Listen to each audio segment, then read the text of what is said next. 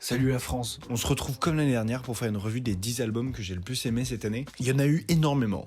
Comme vous pouvez le voir actuellement à l'écran, ça défile, c'est assez long, voire même un peu trop. Cette année a été une année extrêmement riche, après je pense que je peux dire ça chaque année. Cette fois-ci, ça a été renforcé par le confinement, ou plutôt les confinements, salut à toi. Histoire que ça soit pas le même contenu un petit peu relou que j'ai pu proposer l'année dernière et qui durait 20 minutes. C'était extrêmement long, donc je me laissais un peu emporter par la folie musicale. Je me suis dit que j'allais faire ce top et en même temps mettre des moments qui sont peut-être liés à des albums ou pas du tout, juste histoire de faire une année 2020 en musique. J'ai besoin de mon tel là. À l'heure où je tourne, on est le 1er février, ça fait un mois que normalement cette vidéo devrait être sortie. Mais... Tu vois ça mon pote, ça c'est une vidéo montée, j'ai mis une dizaine d'heures à la monter et en fait je vais tout recommencer mais pour la bonne et simple raison que c'est nul en fait ce que j'ai fait. Mais disons que j'étais pas on fire à en juger mon faciès. Devant laquelle elle passait souvent. Voilà. Donc je vous propose de commencer sans plus tarder en 10e position l'album Notre-Dame des 7 douleurs de Clopelgag. Je te laisse t'imaginer, t'es au Québec, t'es gosse, t'as 7 ans et tes parents passent souvent devant un village ou plutôt une île qui s'appelle Notre-Dame des 7 douleurs. T'es pas hyper à l'aise et c'est exactement ce que voulait raconter Clopelgag dans cet album où elle nous parle justement de ses traumatismes d'enfance ou plutôt de ses peurs d'enfance. Clopelgag, c'est une chanteuse québécoise qui chante accessoirement extrêmement bien, disons-le, et qui a aussi des textes qui sont très très jolis. Notre-Dame de cette douleur, NDDSD. Je sais pas. C'est un album qui change beaucoup de ce qu'elle a pu produire auparavant. C'est une œuvre qui est beaucoup plus orchestrale, beaucoup plus complexe, surtout en termes de structure. Je pense par exemple à un morceau Umami qui a été dans un premier temps édité pour être un morceau de radio et on se retrouve avec la version de l'album qui est un truc orchestral qui dure je crois 5-6 minutes et qui est somptueux au passage. C'est un inclassable, je saurais pas vraiment dire où est-ce qu'elle s'enregistre et c'est bien aussi de ne pas pouvoir y classer parfois. En tout cas ça ferait du bien à beaucoup. Quoi? Mais attends, mais il bouge tout seul? Oui. Non. Regarde la taille de tes jambes. Tu m'expliques ou quoi? Il avance, il s'arrête pas, tu vois, il se lève. Bah oui, mais j'étais là, débilos.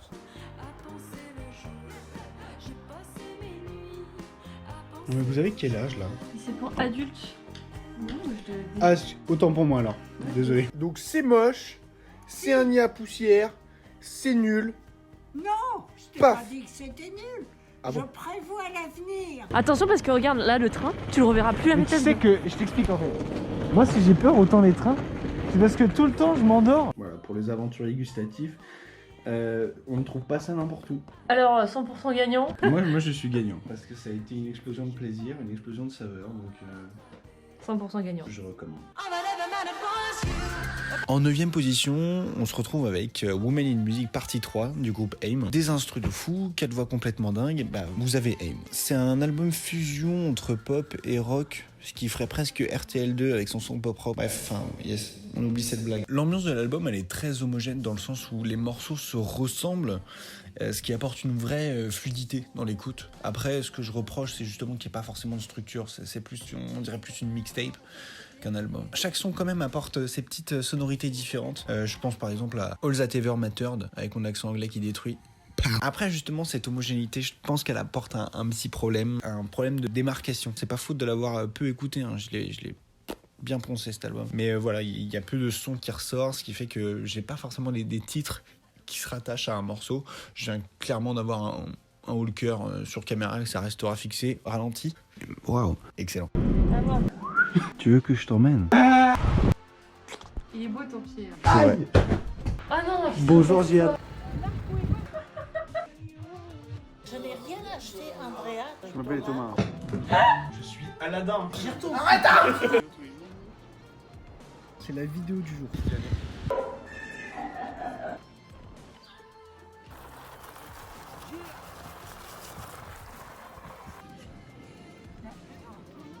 Tout le temps, il a des fleurs.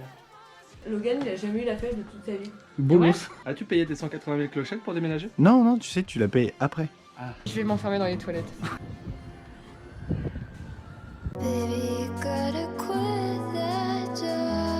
En 8e position, on se retrouve avec l'album de Widow Speak qui s'appelle Plume et qui est personnellement, je pense, un des albums les plus doux de cette année pour moi. En tout cas, c'est pour ça que je l'ai mis à cette position-là, c'est parce que Chaque fois que je l'écoutais, c'était la détente assurée complète, quoi. Donc imaginez-vous vraiment un son qui est extrêmement doux, des pads qui sont très nappeux, et en plus de ça, on a la voix de Molly Hamilton. Donc voilà, vous avez le style de We Do Speak. Je crois que c'est leur première sortie, cet album Plume. Bon, ils ont créé un style, en fait. Je me suis particulièrement adonné, si je peux utiliser ce terme un peu trop complexe pour ma personne, avec le morceau Breadwinner, qui est une pépite, un chef-d'œuvre, enfin, rien à dire. Faut que j'arrête de faire des clins d'œil, c'est insupportable. Quel cadeau de Noël. Salut. Je sens que ça va être drôle. Tu parles toute seule. Mais t'es bourré là? Ça perd la boule, hein. Hein? Quoi?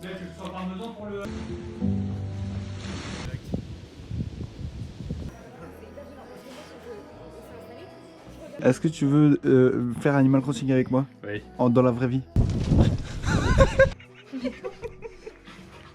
C'est Toto.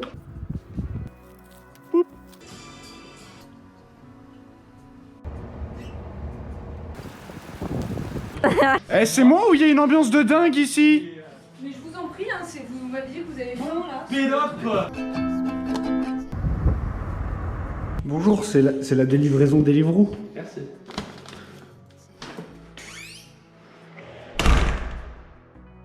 Mais c'est chez moi. En 6e position... Non, 7e. En 7e position, on a l'album Sat de Asgeir. C'est des instrus qui sont grandioses, ensoleillés. D'ailleurs, je crois que Sat, ça veut dire c'est un truc islandais en lien avec le soleil. Vrai. En lien avec le soleil.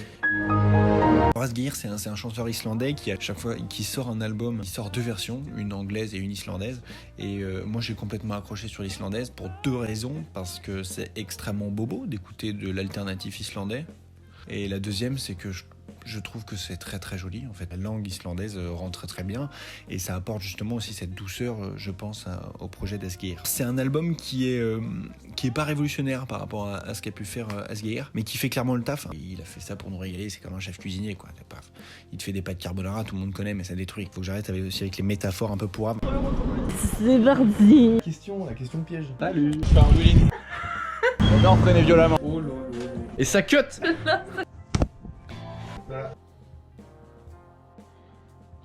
Et qu'est-ce qu'il dit l'avenir? Qu'il faudra dépoussiérer tout ça.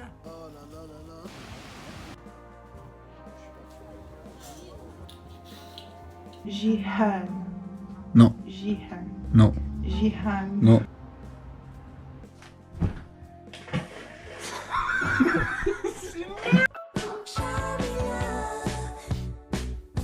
En 6e position, on a l'album I Feel Alive de Tops. Il est vraiment trop top.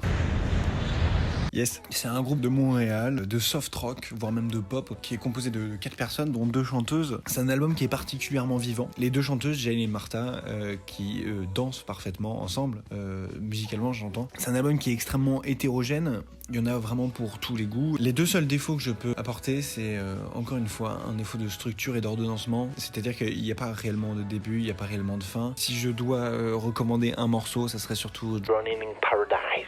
Avec mon accent anglais toujours. Qui n'a pas changé, hein. En 5 minutes, il bougera pas celui-là. Bon bah super. Oh bah super. Fin du vlog. Faut que tu te fasses ma moustache. Ok, je regarde. La boiserie c'est dans les champs, c'est pas sur un Lidl. Là encore, là c'est la vie frère. Là tu te laisses mener par la vie encore une fois. Il y a une lettre avec marqué prends-en grand soin, que seul toi peut t'en occuper, c'est un œuf. Présente-le à la caméra.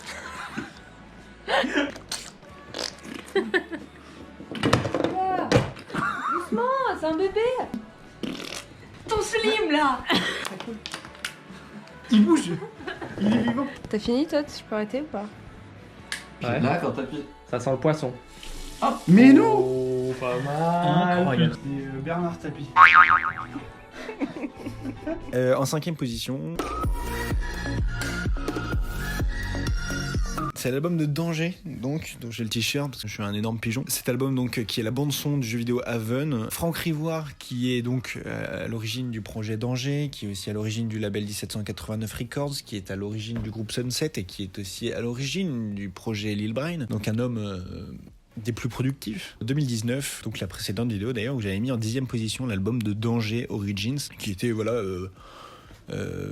rétro, rigolo, machin, enfin, ça m'avait saoulé. Moi, ce que j'aime particulièrement chez Danger, c'est vraiment les instrus très très lourdes, des énormes basses, mais quand même une sensibilité particulière, malgré cette violence et cette lourdeur. Et là, de 2020 arrive, on est mi-décembre, et Danger décide de sortir son projet Haven. Haven a juste tout détruit, et il combine exactement ce que je vous disais. Cet album, il arrive à mêler cette douceur candide avec des kicks extrêmement méchants et des basses qui font trembler les intestins, tu vois. Ce que je me demande, c'est une commande, c'est une bande son. J'espère que Franck Rivoire a eu quand même la liberté d'exprimer ce qu'il voulait. Il a pris du plaisir à faire cet album, qui est à mon sens son meilleur, en toute liberté. Bah, génial.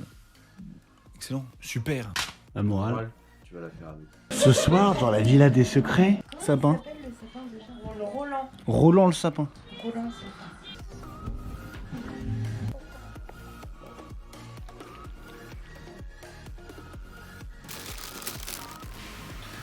Tu mens.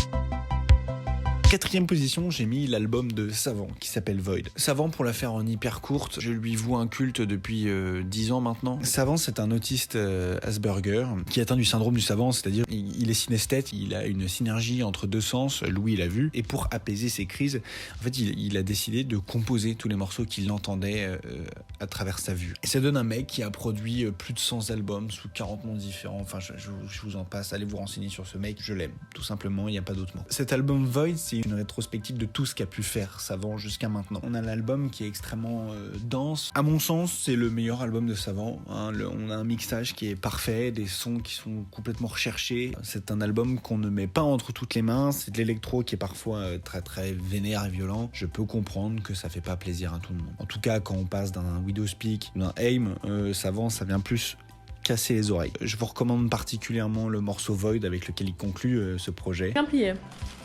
Je te dis, j'étais de lait. 22 minutes à vol d'oiseau. Fais table rase du passé, j'ai envie de dire. Bonjour. Boîte shit fizz. Sauf que ça fizz pas trop de ouf. Thomas, reviens. Épreuve d'art plastique, c'est quelque chose qui te plairait.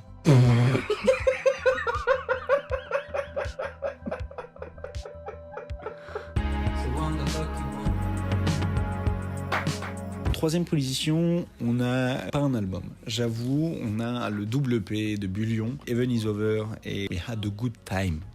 Il a une écriture qui est toute particulière, il a aussi une passion, je pense, pour les instruments, vu à quel point il les met en avant à travers tous ses morceaux. Il laisse quand même une énorme marche sur l'électronique à travers ses deux EP, très alternatifs, on parlera de rock alternatif là-dessus, voire même parfois du rock psychédélique. Surtout sur le traitement de sa voix, en fait, qui rappelle vraiment ces groupes des années 70, 90 aussi. Il n'y a pas eu un jour, je pense, de cette année où je n'ai pas écouté de Bullion, donc il m'a accompagné au quotidien. Merci à toi. C'est pas comme ça qu'on est machine là.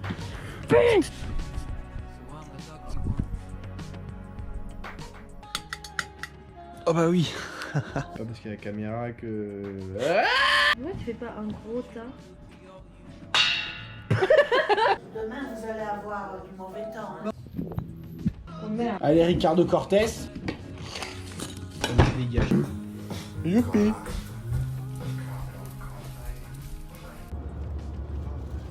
Encore un peu. Je sais pas vraiment. Ils sont vexés là, vous faites ça là, et vous êtes là, c'est un monde de merveille. Moi je me fais chier à faire un putain de risotto avec mon bouillon fait maison et personne n'en a rien à foutre. J'ai longuement hésité avant de le mettre en deuxième position. Donc c'est l'album de Klangstoff, The Noise You Make Is Silent. C'est un album qui a un visuel extrêmement dégueulasse. Mais vraiment, c'est moche, ça donne pas envie. C'est un des premiers albums que j'ai écouté. J'ai cliqué dessus juste pour découvrir et ça a été une claque. Hein, ça a été une claque monstrueuse. L'habit ne fait pas le moine. On a un album parfaitement ciselé. Ficelé. J'aime pas ce mot, qui s'inscrit parfaitement, encore une fois, dans du rock alternatif et surtout dans du progressif.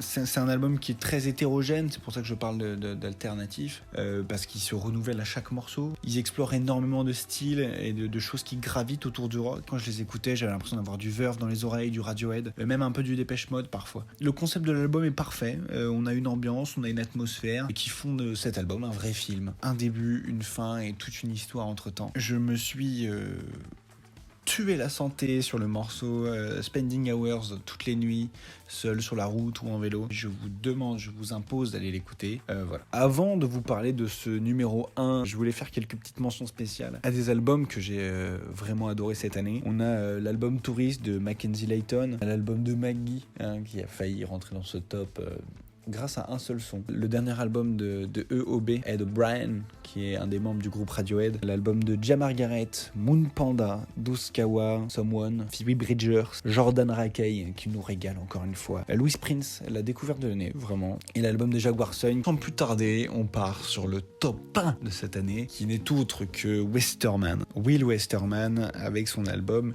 Your hero is not dead. Ton héros n'est pas mort. Will Westerman, en 2 mots, c'est quelqu'un qui me touche particulièrement de par son histoire, de par sa transparence et aussi de par sa pudeur. C'est un grand ami donc de Bullion, Nathan Jenkins, et ils ont fait ensemble cet album. Westerman, c'est une voix magnifique, c'est des instrus magnifiques aussi, surtout des très très beaux textes. Ça fait un tout qui est harmonieux à souhait. On a des morceaux qui peuvent autant être tristes, autant entraînants, autant réfléchis. Bref, c'est un festival de couleurs et d'émotions. Je me souviens juste, petite anecdote, il y a 2 ans de ça, quand j'avais découvert Westerman, j'avais dit à des potes, ce mec, c'est sûr que ça va cartonner. Je lui donne pas beaucoup de temps avant qu'il tape le million et le voilà. Aujourd'hui, il les a fait. Il a même été reconnu par Elton John qui l'avait appelé pour justement lui dire que son album préféré c'était celui-là, celui de Westerman. Il n'y a pas eu un seul jour sans Westerman. Il est dans mon cœur et je pense qu'il y restera très longtemps. Comme l'année dernière, je vais faire une playlist avec déjà ces albums-là, les morceaux préférés de ces albums, et en plus de ça, d'autres morceaux qui m'ont marqué et qui sont sortis en 2020. Je vous mettrai le lien dans la description. J'ai l'impression d'être un youtubeur. J'espère que cette année sera un peu mieux pour vous et surtout pour moi, parce que je suis un gros égoïste. Je vous fais des gros bisous et je vous dis à très bientôt. En vrai, non, j'en sais rien. Allez, hop, ça dégage.